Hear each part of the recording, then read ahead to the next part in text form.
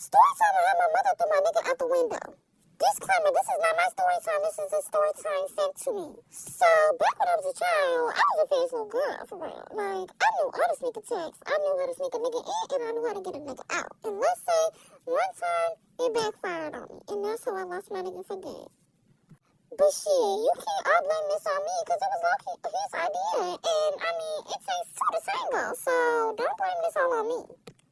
So let's start off the story with me and my nigga Benji. Me and Benji was fucking around, we was chilling. I would sometimes come over to his house when his mama wasn't there because our parents was strict. And when I mean strict, I meant they don't play. They're in a strict program over here. They're not doing all that what we doing. When I would be going over to his house, we would be like hitting a little, we'll be taking blinkies and stuff, smoking a little other green wine.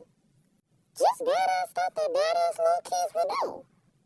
But after a couple of months, his mama started working from home, so I can't come over there and do stuff like that no more. So, since we can't go over to his house, one day I get a call from him, and my phone go, bring-a-ding-ding, bring-a-ding-ding. It's him. I pick up, hello? Yeah, I know you can't come fucking around here no more, but I got an idea. What's your idea? Shit, why don't we go and slide up at your house? Nigga, are you crazy? I genuinely thought that nigga smoked too much weed that day. For him to say go over to my house, I had to make sure I heard that right. I had to clean out my ear real quick. So he said something along the lines of, You know how your parents get up at like 3:30 and then they be leaving around like 4 o'clock? what about it? Why don't I go over there and hop over your friends somewhere around like 3:40-ish, and then when they leave, you come give me a signal and like sneak me in the house? I was really trying to cuss this nigga out because it sounded like a bad idea, but at the same time, it didn't. Shit, I don't see why it wouldn't work, so you know what? I went along with the plan. Now, my sister was in the other room at the time, so we would have to pass her room, so we had to be quiet while I was sneaking him in, because when you in the living room, the backyard door is next to the dining room and then the backyard door. So I would have to go past the dining room where my dog is, and hopefully my dog is sleeping, because if she saw somebody else, she would probably bark. And then I would have to get past my sister's room, and then we would get to my room. And it actually did work the first day, so we just climbed up in my bed. We all sitting here chilling, cuddled up, booed up. Yeah, we just sitting there chilling, smoking a little weed. And yeah, we just hanging out. He set a timer for 6 a.m. We fell asleep probably somewhere around along the lines of like 5:20. The alarm that he said wake me up at like 6 o'clock, he said he gotta go. Shorty, I would love to sit here and stay with you, but my mama gotta get up and go to work soon, so I don't want her to like just find out I'm gone. So we say our hugs and kisses goodbye, and we go our separate ways.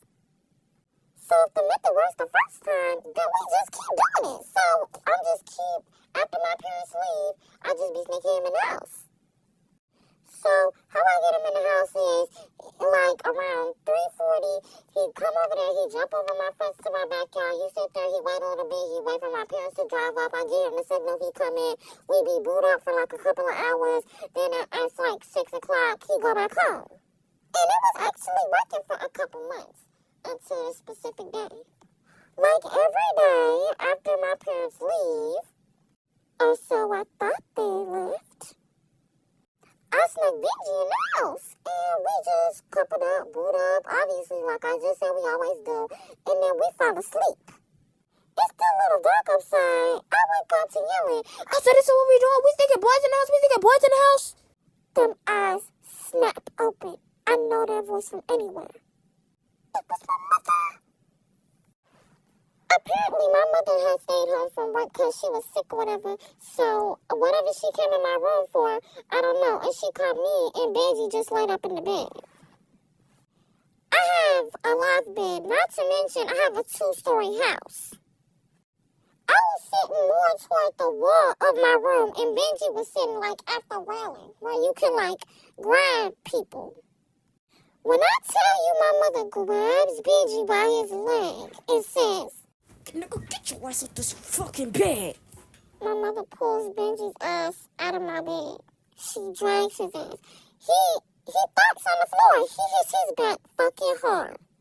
Obviously, this nigga just went into shock, basically. So he can't really move, and he's in shock. My mother picks him up. And you know what she do? She pick him up. She slide up in the window. Boom! Toss my nigga out like a basketball. And I was just looking there in shock. My mother looked back up at me. Because when she was on Benji, I thought she was finna just forget about me. Oh, you thought I forgot about you?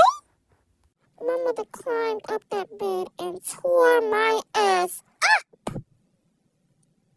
By the time Benji hit the floor, and about like 5 seconds later, Benji get up, he's scurry out. He ain't even getting none of his shit. All his shit still in my house. He just scurry up out of there. That was the last I seen of Benji. When I went to school, he wouldn't talk to me or nothing. My mama genuinely traumatized this nigga. Just know, if y'all little badass kids ever want to sneak a nigga into your home, just make sure both your parents are gone.